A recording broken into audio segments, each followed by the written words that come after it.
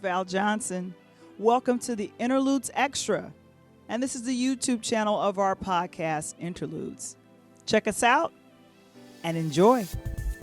Tonight we are talking about a documentary that we both got to see over the weekend and is currently playing on demand on HBO Max. And the name of that documentary, Valerie, is? One word. Tina. Only word you need.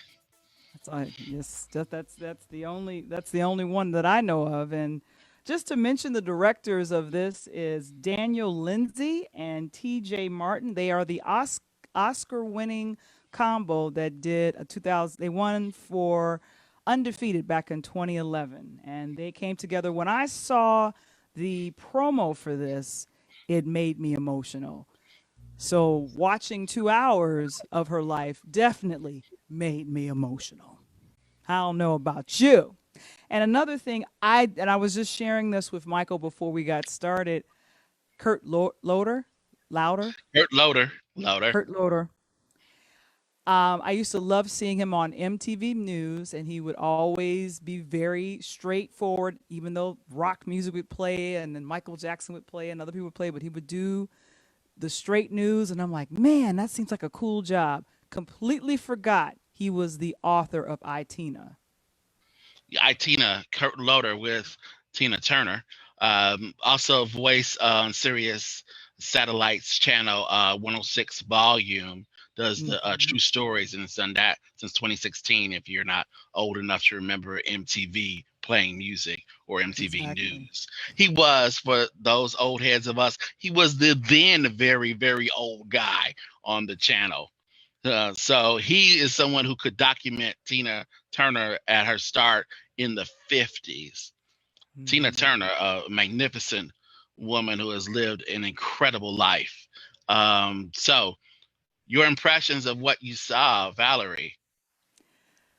Well, I feel like definitely, because I'm thinking about the 1993 movie, What's Love Got to Do with It, where Tina Turner is portrayed by my favorite actress, Angela Bassett, and Lawrence Fishburne. I believe both got nominated for Oscars for their roles in that film. Correct.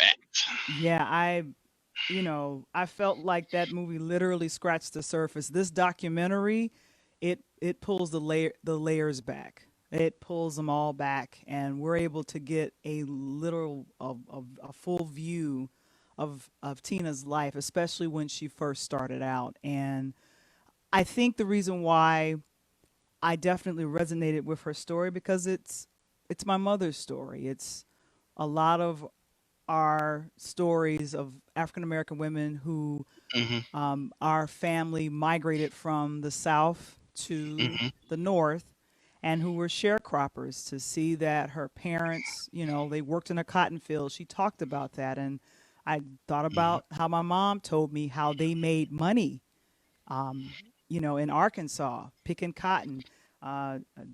She was 50 miles outside of Memphis in Nutbush, Tennessee. Is that correct?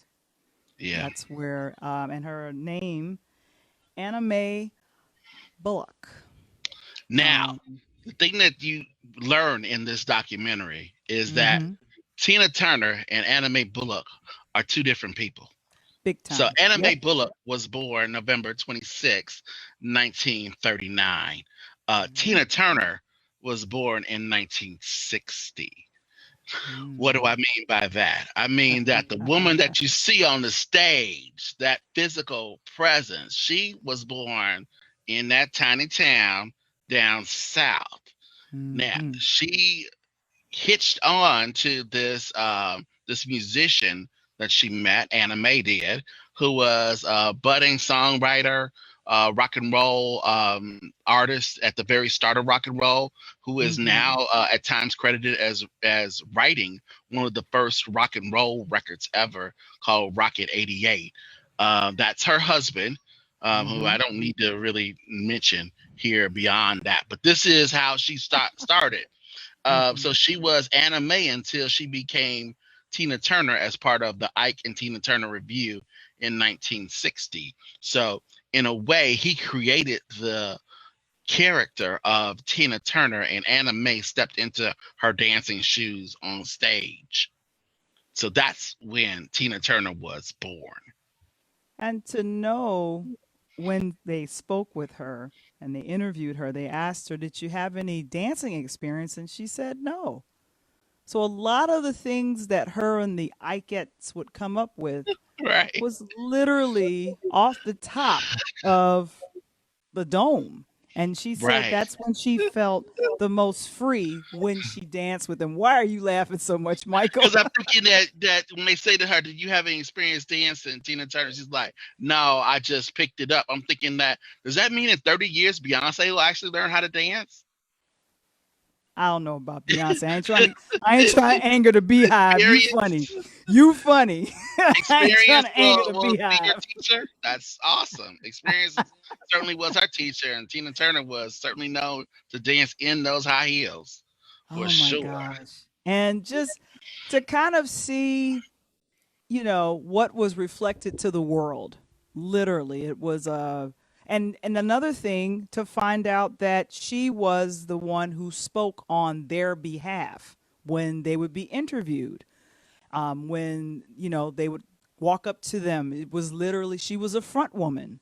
And it's so scary to know, even though you're looking at her and you're thinking, wow, she's liberating, she's exhilarating to look at, you can't keep your eyes off of her because she keeps thrilling you with what the next move she's going to do. Everything behind the scenes was so all the way to the left and crazy. I was living a life of death.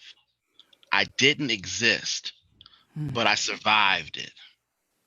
Mm. That was what was going on backstage.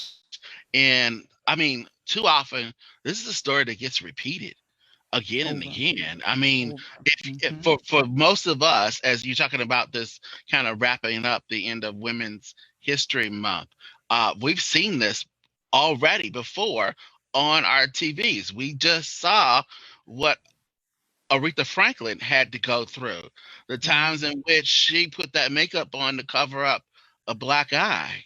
Yeah. For those of us, with streaming services, if you saw U.S. versus Billie Holiday, you saw what Billie Holiday had to go through. All Hmm. these tremendously strong women who, behind the scenes, were punching bags. They were Hmm. abused. They were the subjects of other people saw them as meal tickets and sought to control them and to yeah, literally and physically control them. And if you feel like you're in that situation, I'm just going to give you two numbers. There's a National Domestic Violence Hotline that Hmm. is 1-737-225-3150. That's the national hotline. So if you're seeing this nationally when you're watching, then that number again is 1-737-225-3150. If you're in the Hmm. Chicago area, Illinois, then that number is 1-877-863-6339. Chicago, Illinois area. If this is a story that is your story or a story of someone you know, that Hmm. number is 1-877-863-6339. I mean, it's terrible Yeah.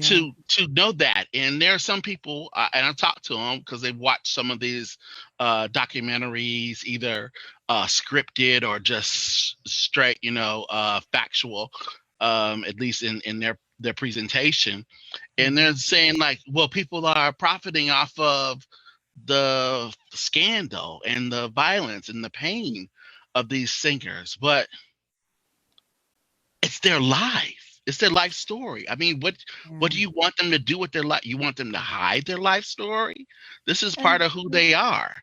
the one thing I'll mention is, I don't remember when she stayed in this life of death with her former husband for 16 years, and the divorce was final in 78. I don't remember her signing an NDA, and a non-disclosure agreement, about sharing anything about the her relationship with her former husband. No, However, but however, she literally had to fight for her stage name. She had literally allowed her husband to take all of the material assets everything, and everything, and she everything said nope. As one thing I'm going to take away. And I remember Angela Bassett kind of saying nope, I worked hard for that. From the movie, I worked hard for that. I want what's to love take. got to do with it? 93. That's Yep. right. 93. That's right. So to see what she went through in that transitional period to get from, because that, all of us, as I was growing up, I knew, and this is what I shared with Michael, Aretha Franklin, we had Tina Turner. There were other singers who were in their second act. Didn't know they were in their second act because Exactly. usually, That's yeah, great. Yeah, that's great perspective there. Yeah, yeah. I mean, I didn't know Aretha I Franklin didn't. was in her 40s when she was singing "Freeway of Love." I just thought the song was fun, and I liked the pink Cadillac that showed up at the end of the music video. That's what I was looking at. Beep beep. But I saw I saw Tina Turner, and when I saw What's Love Got to Do with It, and I saw her, walking down the street with this short skirt on and this spiky Hmm. hair, and I said, "Who is this?" Wow. And my mom was like, "Oh, she's a singer from way back." I'm like, "Well, she wasn't looking like that back then. Who is this?" And I need to get legs like that. That's funny. So your first memory that you have of Tina Turner is the "What's Love Got to Do with It" video. That's me. Wh- So and that kicked out that a second act for her for sure. Didn't Now know now that. Yeah. my memory of her goes back a little bit, not too farther back. It's just about a year or so earlier than Okay. that. Okay, I can remember being at home because I Mm-hmm. just my mind works. I just have these vivid memories at times, and I Okay. remember watching. I think it was like Solid Gold. I'm gonna say it was Solid Gold, Wow. and this is Okay. back when they would they didn't have music videos definitely then. I mean, there was a thing called MTV, but you didn't really see it. They were still kind of experimenting on things like that. So Mm-hmm. there was this singer who had a song out that was a cover song of an Mm-hmm. Al Green song. And so they showed this Oh, video for it, and it was "Let's Stay Together." I remember that. And there Oh, was that this was three her. women. That's her. That That was was her her. first. I remember that too. So she had reinvented herself in Oh. Vegas, as you see in the movie. If you Mm-hmm. should, Yeah. great movie, Tina, documentary at HBO Max that we're talking about tonight. Um, in there movie, she talks about going to Vegas and then kind Mm-hmm. of reinventing herself. I saw that reinvented version of this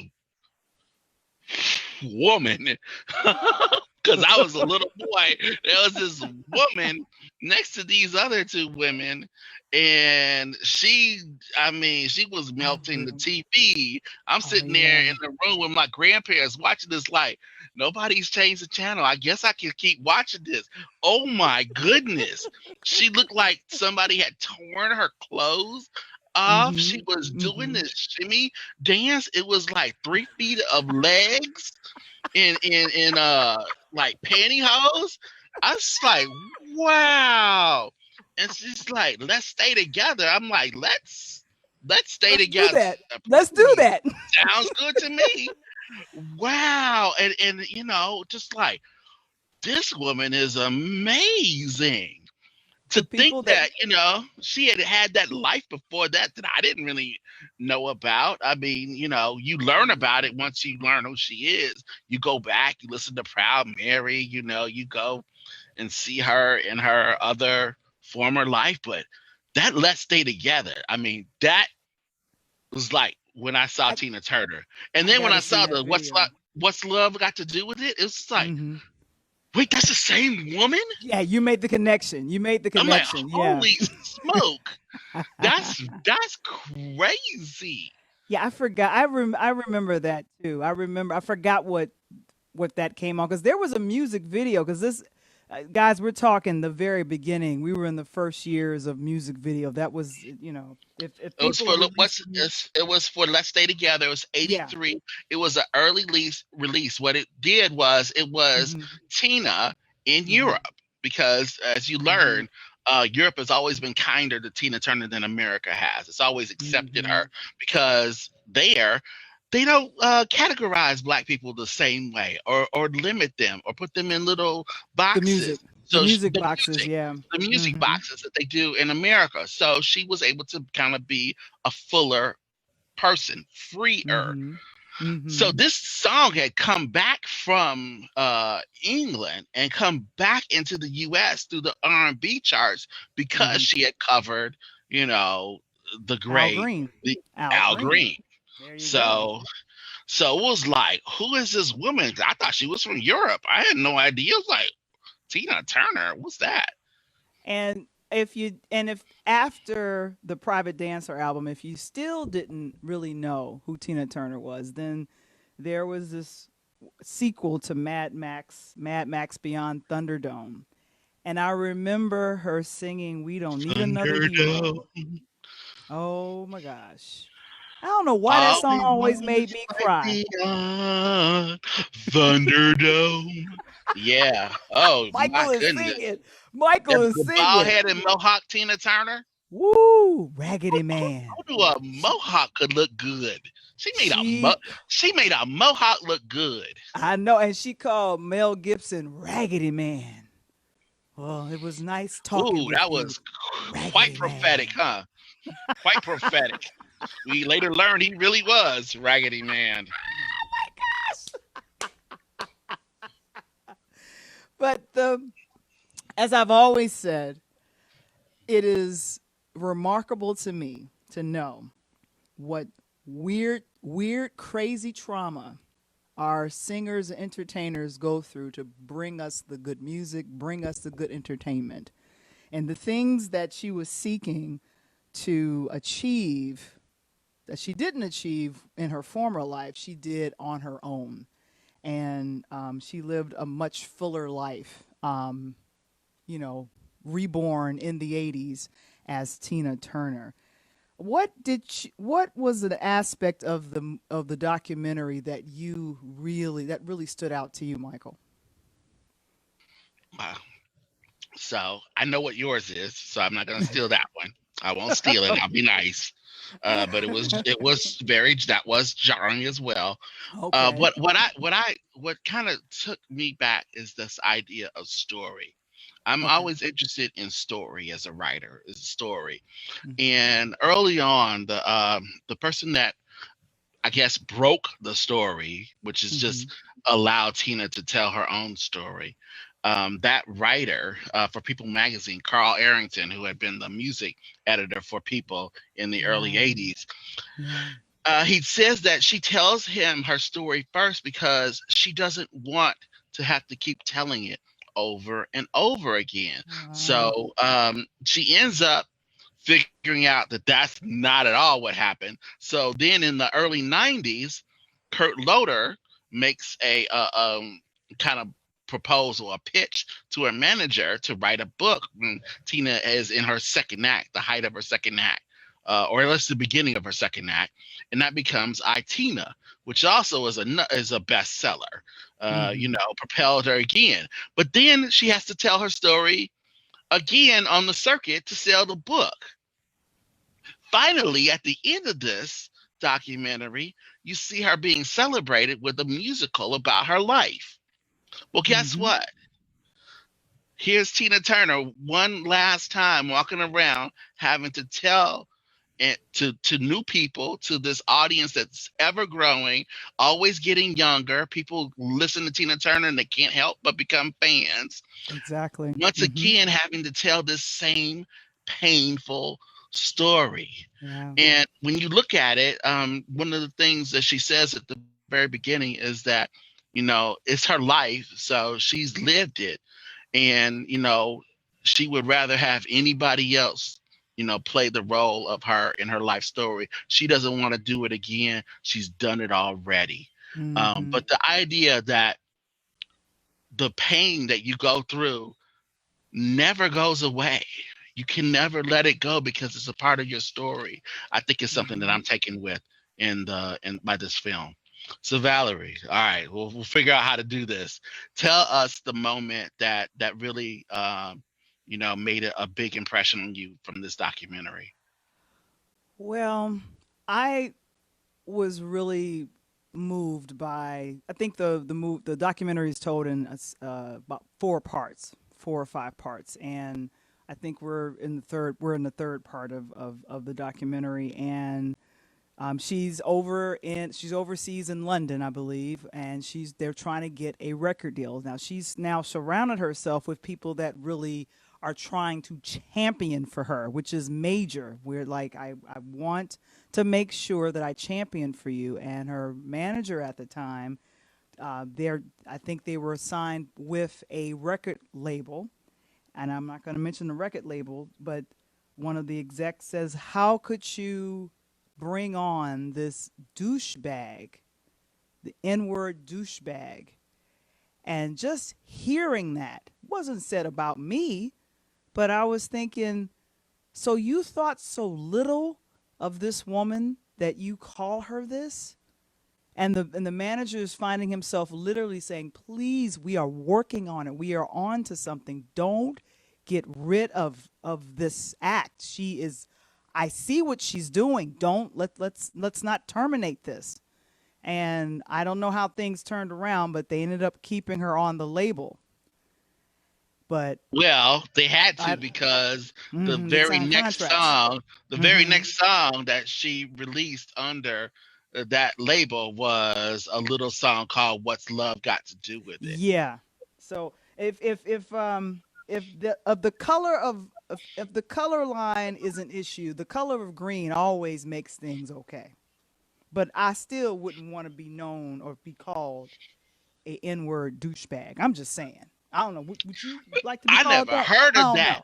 know. There's a creativity in racism that is kind of amazing. I mean, I some of the word combinations that I've heard within the last 4 or 5 years, I'm just coming up with a Whew. number. Help me, Lord. Help Wow. me, Lord. I just like that's a word? You call people that? That's what? I don't even know how you get to that. Uh, you know, Take the wheel. Take the wheel, so Lord. Take the wheel. Take the wheel, Lord. Take it. so going back to one of the things you mentioned in the documentary. So she gets her name and she's able to Yes. build upon keeping the name Tina Turner. She goes to Europe, which is kind of like part five of her life story. Hmm. And she finds love. She gets married to a man that picks her up from the airport. So all you chauffeurs out there, folks in the Ubers, man, like, It hey, could you never happen. know who your next You can ride's find gonna love. you never know who your next ride's gonna be, really. So she does that. So she finds happiness, a happiness that's eluded her most of her life. Hmm. One of the more interesting voices in this whole documentary, I think, is Katori Hall, because Okay. and she's interesting because you'd have to know who she is. Hmm. She's a playwright. She was the playwright that wrote Tina, the Tina Turner Uh-huh. musical. But most of y'all that watch TV know her because you've seen her show, P Valley, There you because she go. is the showrunner and creator of P Valley. So she is someone who has worked with that story, that Tina Hmm. Turner archetype story. So she knows that story very well from her, Hmm. and kind of talks about, you know, Tina claiming her name is giving Ike a middle finger there, and Pretty says, "You much. gave me this name. Watch what I do with it." I And like when that, she said that. and Oh, she does. yes. Mm. And Oh. there's some really interesting uh you know kind of archival footage in here. Tina Turner was a celebrity for most of her life. I mean, she shows Hmm. up on the Brady Bunch Hour. She shows up on Dinah Shore I show. know. Um, The Hollywood Merv Griffin, Squares. Hollywood Hollywood Squares. Squares. Yeah, Yeah. yeah. And they kept They trying asked, to ask her where was Ike, and she's like, I don't know. no, he's in the middle square. I don't know. No, she know where Ike was, where she left him in that hotel room in Dallas, That's right. where she nearly gets hit by the truck. But that's another Yeah, story, and that's a story exactly. within the documentary called Tina, which is on HBO Max on demand, so you can watch it there, so you'll know kind of what we are talking about. We're talking about a woman who was born in 1939, but really gained her new life July 4th, 1976, when she decides to leave her abusive husband and start out life on her own. 100 million records later, we see what she has become. Hmm. She's become this person who sings these songs that you recognize. But to me, one of the things I love about Tina Turner is that it really doesn't matter the song that she's singing. I mean, she could take anybody's song And and make it turn her it into own. a Tina Turner song. Make it The her own. same way that, yeah, the same way that, through her voice, Aretha Franklin can do that. Now, I'm not Hmm. saying Tina Turner can sing like Aretha Franklin. Please don't get that twisted. But Please what I'm don't. saying is, Yeah. the Hmm. force of her personality is she's able to do that, Hmm. and you could give. I mean, when you get the origin of the love, what's love got to do with it? I'll spare you that story. You watch that in the documentary. It's really interesting that she just kind of takes this otherwise throwaway song and just turns it into this life changing moment. Yeah. And it's very interesting to see literally the trajectory of her life, and that is what makes this documentary so moving. She literally gives you all access. And the I believe this documentary, I think we said it earlier, lot of it was taped or put together in 2019, so they culminate everything ironically in 2019 when they premiered the Broadway show of her life, literally on Broadway, the year I left New York. So um, I would definitely recommend, if you have 2 hours of your life, it won't be a waste to A little bit take under the that. time. Yeah. Yeah. Take the time Yeah. to check this out and literally give it up for a legend, an icon, Miss Tina Turner. And this is her getting her flowers before. I mean, we know that Mm-hmm. her health is declining. We know that Mm-hmm. she's had tragedy recently in her life, and this is sort Mm-hmm. of her goodbye to all of us. And it's a heck of a gift. We mentioned it was directed by Oscar nominated and award winning team. It was Mm-hmm. produced by her husband, Erwin Bach. And it's really like a documentary that's filled with love. And you can feel the Mm-hmm. love in that. And Yeah. and maybe the forgiveness or the acknowledgement of letting go of the person that helped to bring her into music. I mean, maybe you see that at the end, toward the end. I'm wondering, in terms of music, because we getting it back into the music part of Tina Turner, because she is obviously a musical force. Mm-hmm. Do you have a top five? Love top fives. Do you have some songs? What songs come to mind when you think of Tina Turner? What songs come Well, to your mind, Valerie? I'll do this. I'll do my top three. I'll do that. I'm gonna do Private Dancer. Oh no, I got to do five. I'm sorry. So Private Dancer is number five. Simply the Best is number four. We Don't Need Another Hero is number three. The remake of Let's Stay Together, and number one is What's Love Got to Do with It. This sounds great. I got a similar list. I would say five, Proud Mary. Mm-hmm. Four, Simply the Best. Mm-hmm. Three, Let's Stay Together, because that's the first time I really recognized who she was. Two, Mm-hmm. What's Love Got to Do with It, the song that most people know. And then Better Be Good to Me. Better Be Good to Me. That's a great Oh, I remember song. that. So I this has remember been a very special edition of Interludes with Valerie Johnson, and we're focused tonight was on Tina, the documentary on HBO Max. I am not Valerie Johnson. She is. But this has been Interludes with Valerie Johnson. Thanks Oh for my, watching. oh my gosh! He never introduces himself. I want to thank my executive producer, Michael Wamba, for joining me. I'm Valerie Johnson, and this is Interludes Extra. Extra. Take care. Extra. Bye. Bye-bye, guys. I'm Val Johnson. Thank you so much for joining me for Interludes Extra. Please like and subscribe to Interludes, our YouTube channel. I'm Val Johnson. Take care.